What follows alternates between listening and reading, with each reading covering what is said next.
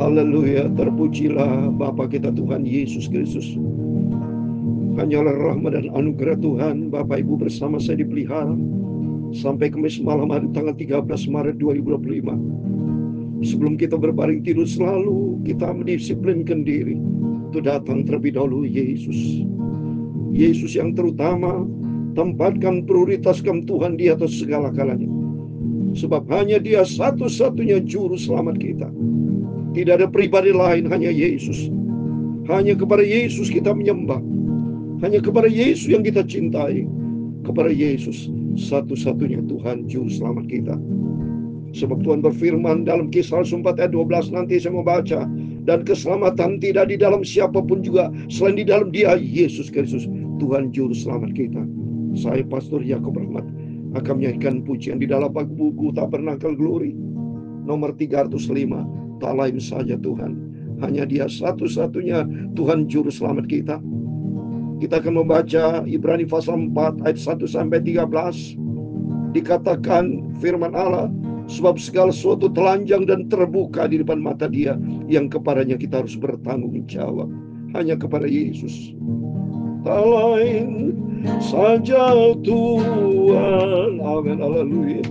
Tak lain saja, amin, haleluya, bisa sucikan, amin, haleluya, hati sungguh, amin, haleluya, dalam pencobaan.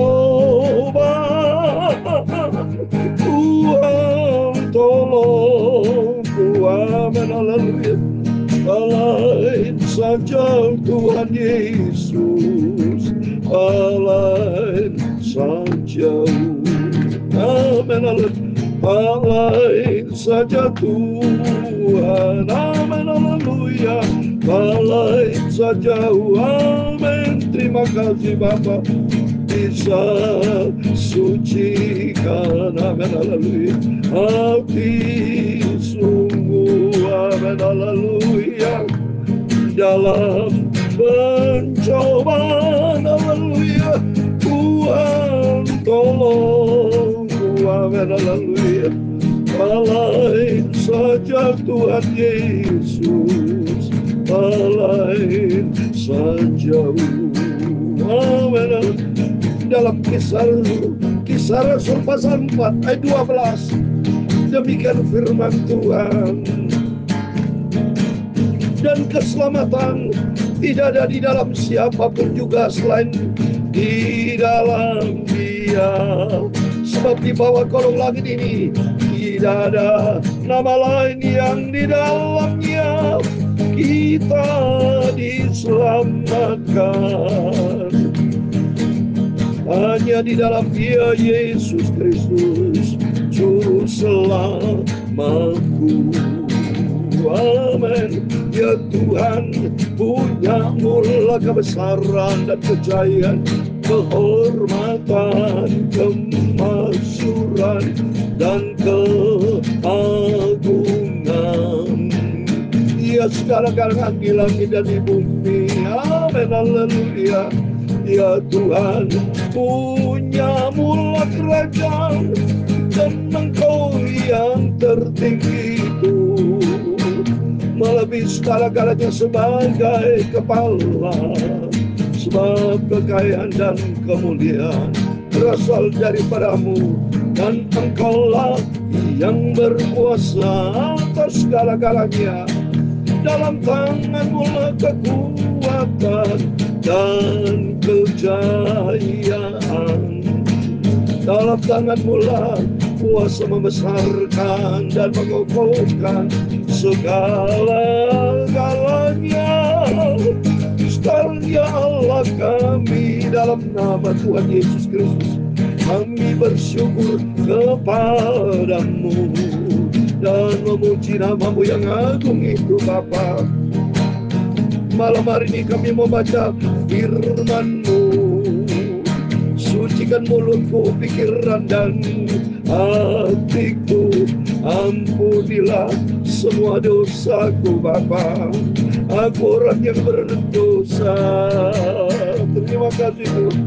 Hanya Tuhan Yesus satu-satunya juru selamat yang sanggup mengampuni semua dosaku, selamatkan hidupku. Terima kasih. Hanya Tuhan Yesus, haleluya, Engkau juru selamatku. Pimpinlah hidupku di dalam kebenaran firman-Mu. Terima kasih Tuhan. Dalam nama Tuhan Yesus, sucikan Bapa, ampunilah semua dosa salahku Bapa.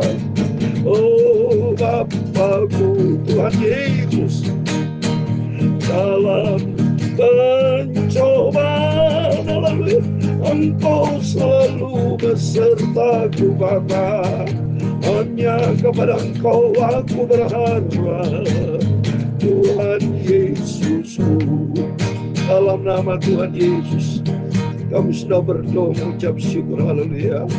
Amin, amin. Terpujilah Bapa kita Tuhan Yesus. Selamat malam. Kita bersyukur kalau Tuhan pelihara kami semalam hari tanggal 13 Maret 2025. Selalu kita mau dekat dengan Yesus, karena tidak ada pribadi lain juru selamat kita. Kisah Rasul 4 ayat 12 dikatakan, dan keselamatan tidak ada di dalam siapapun juga selain di dalam Dia, itu Yesus Kristus. Sebab di bawah kolong langit ini tidak ada nama lain yang diberikan kepada manusia yang olehnya kita dapat diselamatkan. Amin. Hanya Tuhan Yesus, haleluya, juru selamatku.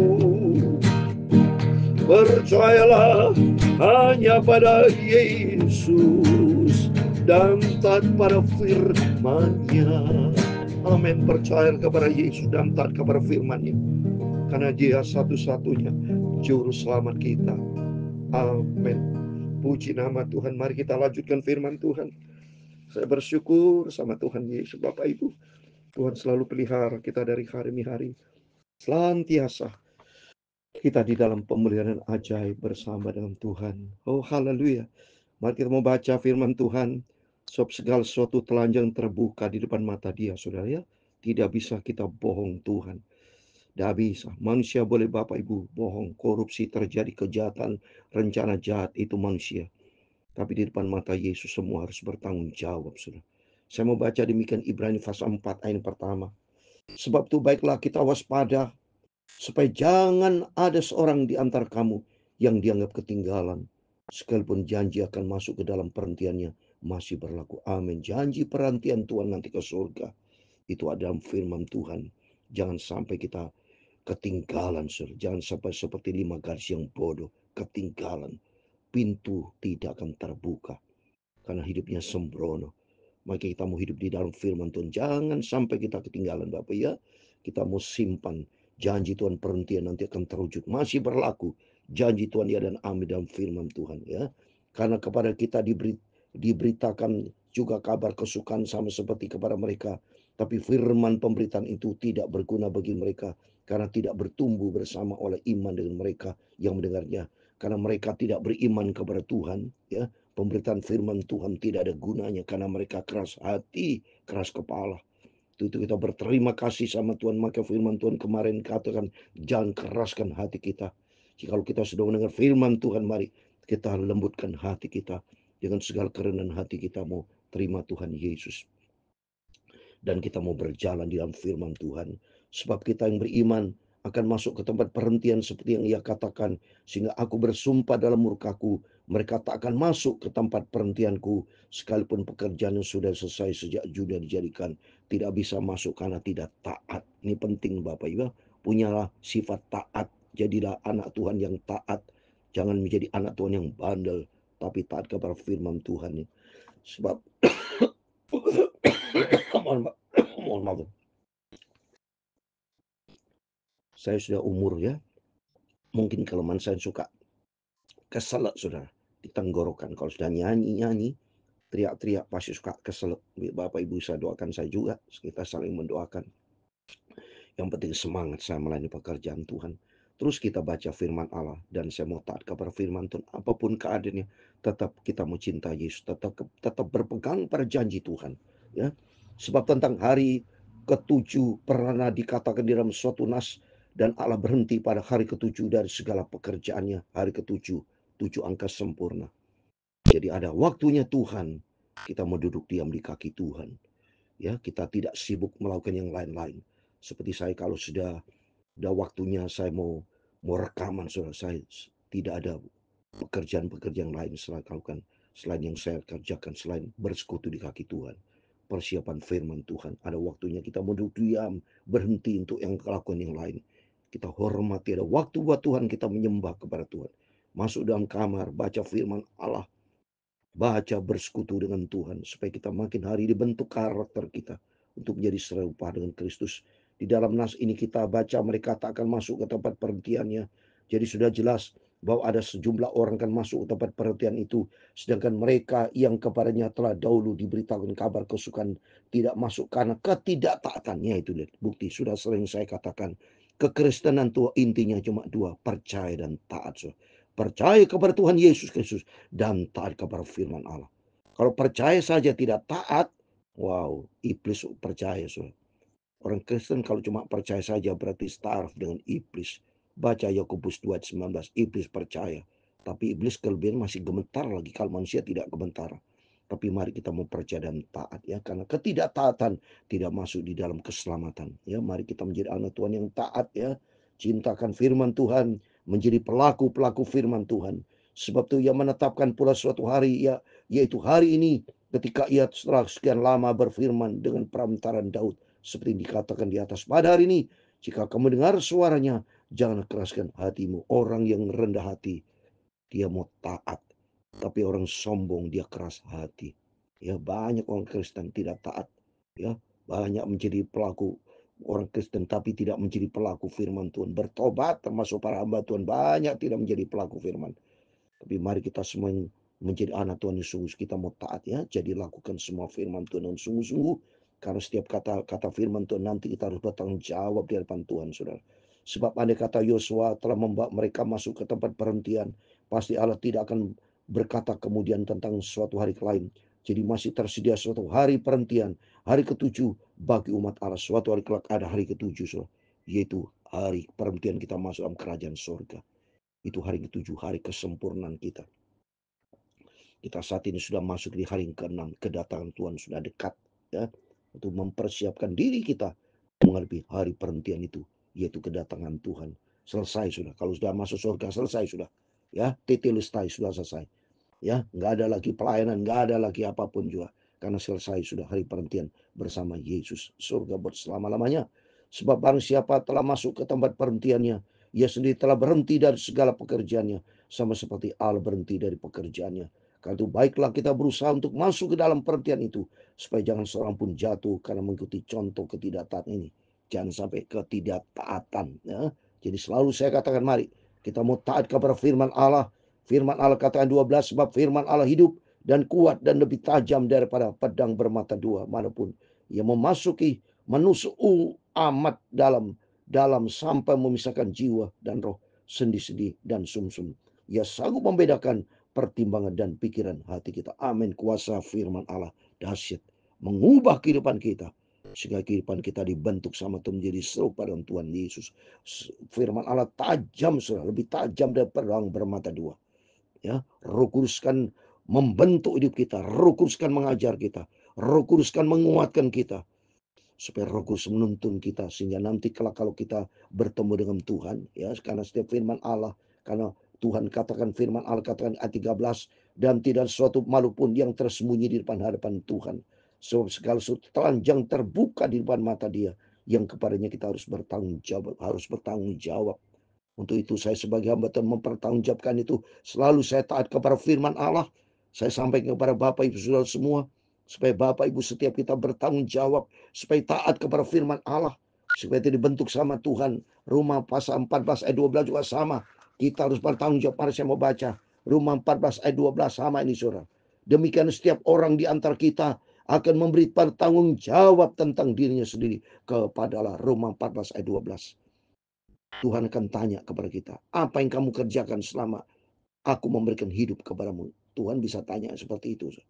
Maka Tuhan katakan dalam Mazmur 150 ayat 6, biar segala bernafas semua memuji akan Tuhan. Berarti selagi kita bernafas, selagi Tuhan berikan kita sehat, pergunakan kesehatan kita. Waktu yang Tuhan berikan untuk Tuhan, bukan untuk diri sendiri. Seperti Tuhan pula berfirman di dalam Roma 14 ayat 8. Hidup ini punya Tuhan, harus untuk Tuhan. Saya membaca Roma pasal 14 ayat 8. Sebab jika kita hidup untuk Tuhan. Dan jika kita mati untuk Tuhan. Jadi baik yang hidup atau mati, kita adalah milik Tuhan. Amin. Mari kita pergunakan setiap kesempatan. Supaya kita nanti dituntut kita bertanggung jawab di hadapan Tuhan. Supaya jangan sampai Bapak Ibu menggunakan waktu hidup ini, kesempatan emas ini, digunakan untuk sia-sia untuk dunia. Jangan. Tapi pergunakan setiap kesempatan itu untuk Tuhan. Bertobat. Ya, itu seperti orang banyak korupsi itu bertobat, takut sama Tuhan. Hidup seperti uap. Kita di dunia sementara, di dunia yang surah. Mari kita mencari perkara kekal. Perkara kekal hanya di dalam Dia, Yesus Kristus, juru selamat kita. Hanya Tuhan satu-satunya Tuhan juru selamat kita. Kita mau cinta Tuhan, kita mau sungguh-sungguh ikuti Yesus dengan setia. Layani pekerjaan Tuhan, layani Tuhan dengan sungguh-sungguh sampai kita berjumpa dengan Tuhan Yesus. Kita layak masuk dalam kerajaan surga, masuk di dalam perhentian yang kekal, di dalam kerajaan yang tidak tergoncangkan bersama Yesus surga buat selama-lama. Amin. Tuhan memberkati kita semua. Tak lain saja Tuhan. Amin. Haleluya. Tak lain saja. Amin. Haleluya. Bisa sucikan. Amin. Haleluya. Hati sungguh. Amin. Haleluya. Dalam pencobaan, haleluya, Tuhan Yesus tolongku, amin, haleluya. Lain saja Tuhan, hanyalah Tuhan Yesus. Tuhan memberkati engkau dan melindungi engkau. Tuhan menyinari engkau dengan wajah-Nya dan memberi engkau kasih karunia. Tuhan menghadapkan wajah-Nya kepadamu dan memberi engkau damai sejahtera. Bapa kami yang di surga, dikuduskanlah nama-Mu. Datanglah kerajaan-Mu, jadilah kehendak-Mu di bumi seperti di surga. Amin. Berikanlah kami pada hari ini makanan kami yang secukupnya, dan ampunilah kami akan kesalahan kami, seperti kami juga mengampuni orang yang bersalah kepada kami.